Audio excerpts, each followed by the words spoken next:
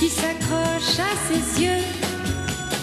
La mia vita è una vita di una bambina nata in Italia, italiana, che ha vissuto la sua infanzia in Italia e che poi se n'è andata. E sono andata nella cultura francese. Tu es mariée? C'est bien.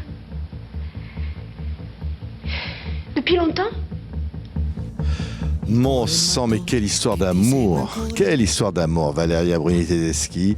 Et à ses côtés, Francesco Raniero Martinotti. Quelle histoire d'amour que celle entre le cinéma français et le cinéma italien. Et c'est un documentaire formidable que Passion au cinéma. Et Valeria, vous avez vraiment envie de défendre ce documentaire, de défendre ce qu'il raconte au fond, qui est un peu aussi, dans lequel d'ailleurs vous témoignez, mais qui est aussi un peu votre apprentissage du cinéma. Oui, moi je me sens vraiment italienne. Mon enfance, elle a été en Italie, donc voilà, je suis italienne. Mais après, je suis allée en France, donc la France est devenue...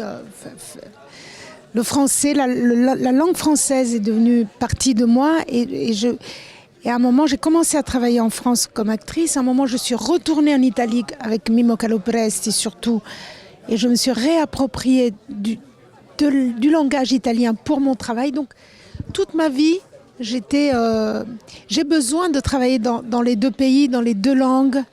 Et quand je fais mes propres films, à part celui-là, Les Amandiers, que je présente ici à Angoulême, mais sinon, presque toujours, c'est des films où je parle de cette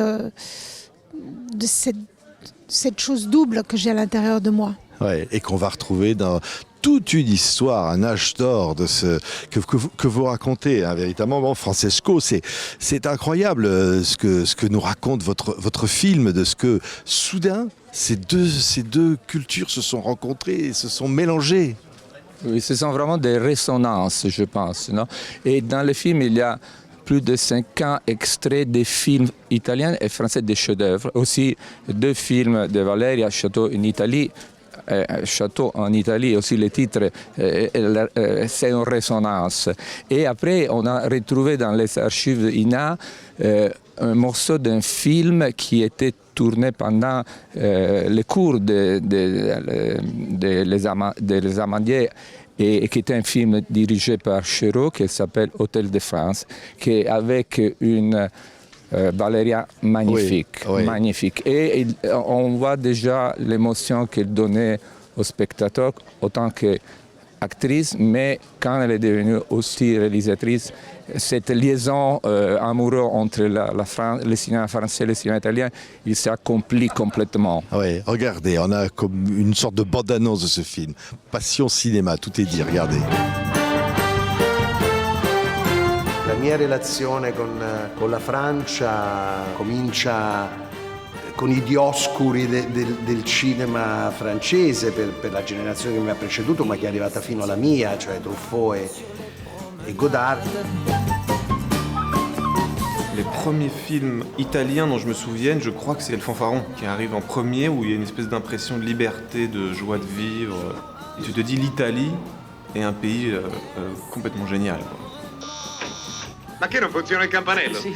Scusi tanto, è mezz'ora che giro, è tutto chiuso, Roma sembra un cimitero. Per me è Bruno Cortona. Oh là là, mais que de souvenirs quand on voit ces films, ces fanfarons, ces Fellini, ces Rizzi, ces Scola, c'est tellement de choses. Ferreri, c'est tellement de choses, Valeria. Oui, aujourd'hui on a aussi, hein. Oui. On a Sorrentino, on a Nanni Moretti, on a Martone, on a beaucoup de... Valerio Golino, on a beaucoup de... Pietro Marcello. Alice Rohrwacher, wow. Comme vous appelez en France. Difficile à dire son prénom, son nom de famille. Mais oui, on a beaucoup de ce mélange aussi de profondeur et d'autodérision qui est quand même quelque chose... Moi, j'aime pas faire des généralités, mais qui est quelque chose propre à notre ADN, vraiment. Quand je vois les films de Sorrentino, je me dis c'est vraiment de nous moquer de nous-mêmes, de cette autodérision. Oui. En France, on a moins. Oui, c'est ça. Mais alors, et finalement, le côté français apportait quoi? En plus des formidables acteurs qui ont joué dans ces moi, films. Déjà, déjà personnellement, moi c'est les gens avec qui j'écris, Noémie Lvovsky et Agnès de Sassy, qui sont françaises et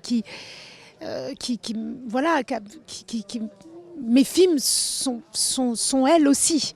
C'est vraiment, elles sont à l'origine de mes films et je tiens à les remercier, à leur rendre hommage. Et c'est Noémie, c'est quelqu'un, c'est vraiment, elle a fait la Fémis, elle a fait, je la connais depuis que j'ai 25 ans. On a toujours travaillé ensemble. Moi, j'ai travaillé avec elle comme actrice. Elle a travaillé avec moi comme co-scénariste et comme actrice. Donc on a un chemin ensemble français. Oui, c'est vrai ça. Moi, j'ai un chemin en Italie avec Mimmo Calopresti, chemin d'écriture, c'est lui qui m'a donné la possibilité d'écrire pour la première fois dans Mots d'amour, et et qui m'a donné comme la légitimité de faire mon premier film. Donc ça va avec les rencontres, le travail va beaucoup avec les rencontres pour moi. Oui, et c'est pour ça, Francesco, ce film, c'était important de enfin raconter, je veux dire rassembler. Il y a, je crois, 25 témoignages dans ce documentaire. Ça n'était pas facile aussi pour prendre Valérie. J'ai fait une chasse très... Valéria. Oui, j'ai dit Valérie. Il a francisé le nom. Oui, ça c'est une erreur. Oui. C'est très... Non, mais alors, Mimmo Calopresti, c'est aussi dans notre documentaire. Et la chose intéressante que j'ai noté, que Valeria, elle a appris un peu la façon d'écriture à l'italien, avec un groupe de travail, d'amitié surtout. Et c'était comme l'école des scénaristes de Scola, Age Scarpelli, Benvenuti, de Bernardi. Ça, c'est vraiment une façon italienne. Dans le film, il y a Amaric qui dit une chose très, très bizarre, très intéressante. Il dit en Italie, la façon dans laquelle vous tournez le film, on voit qu'il y a une nécessité dans les bordels, une confiance dans la désorganisation. Il dit peut-être que quelquefois nous sommes trop cartésiens, on perd des choses que vous avez apportées au cinéma. Je pense que Valeria, c'est une synthèse entre le cartésianisme et le bordel. C'est une bonne définition, Valéria. Non, mais là, c'est vrai que j'ai un bordel assez et cartésienne aussi, elle dit. J'ai un bordel ordonné. Mais c'est aussi, en Italie, il y a vraiment un esprit de famille quand on travaille. Et pour moi, ça, c'est très important, que ça soit la vraie famille, c'est-à-dire mon amoureux, ma mère, ma fille... ou que ça soit une famille de travail qui devient une famille, comme Noémie, comme Agnès, comme maintenant Alexandra et Patrick, Angelo, Mimmo, comme une sensation de travailler en famille, de travailler dans sa cuisine. Oui, c'est fou. Mais il y a des documents dans ce film aussi. En plus des extraits qui sont tous formidables. Mais c'est vrai, on voit Fellini qui est bordel. Alors justement, il dit qui veut prendre ce truc pour tourner la scène avec moi, puis se balade au milieu, une espèce de... Tout le monde a l'air de dormir par terre. C'était ça. Hein. Oui. Et aussi Scola, il dit, nous n'avons pas de vie, et alors qu'on fait ce travail, que c'est un travail qui absorbe beaucoup. Complètement. Oui. Autant le faire avec les gens qu'on aime. Ouais. Moi, j'ai vraiment... Bon, ma fille, elle est vraiment... Je pense que c'est une actrice... Mais... Quand j'ai voulu faire le film avec elle, c'était aussi parce que je ne vois pas beaucoup mes enfants. Je me dis, au moins, je vais l'avoir avec moi sur le plateau. Et c'est une vraie raison de faire un film, c'est d'être avec ma mère. Être avec ma mère.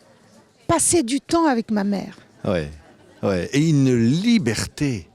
Ce cinéma-là est je veux dire, c'est la grande bouffe, c'est tout ce qu'on veut. Je veux dire, c'est une liberté totale. Fellini n'en parlant même pas. C'est vrai, on voit quand il fait la mer avec... la mer en plastique. La mer en plastique. Comme Martin Provost dit, la mer en plastique. Ou je crois que je ne sais plus si c'est Ferreri qui fait sortir du trou des Halles des cow-boys et des Indiens. Général Custer et Buffalo Bill. Est-ce qu'on pourrait faire encore ça aujourd'hui, Valéria? Oui, cette liberté-là, on l'a? Oui, je pense que oui. Je pense que quelqu'un comme Noémie Lvovsky, par exemple, je pense qu'elle a cette liberté-là dans son cinéma, de à la fois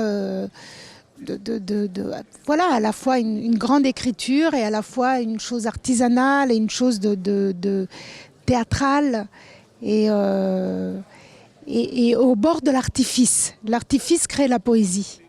Je pense que dans son prochain film, La Grande Magie, adapté d'une pièce de Edoardo Di Filippo, il y a quelque chose comme ça de l'artifice qui arrive à la poésie.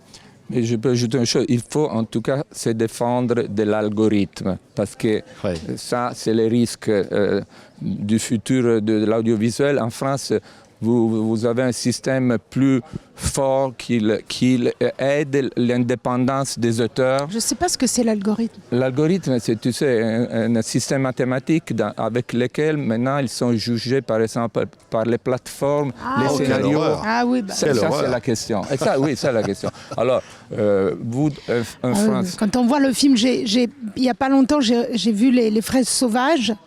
Et je me suis dit vraiment qu'il fallait que tous les gens des commissions aient en tête les Fraises sauvages de Bergman pour comprendre qu'il n'y a pas de formule, il n'y a pas de règles, il n'y a pas de formatage. Parce que si on regarde les Fraises sauvages, aujourd'hui, au CNC, on ne lui donnerait pas l'avance sur recette. C'est absurde. C'est un film totalement libre.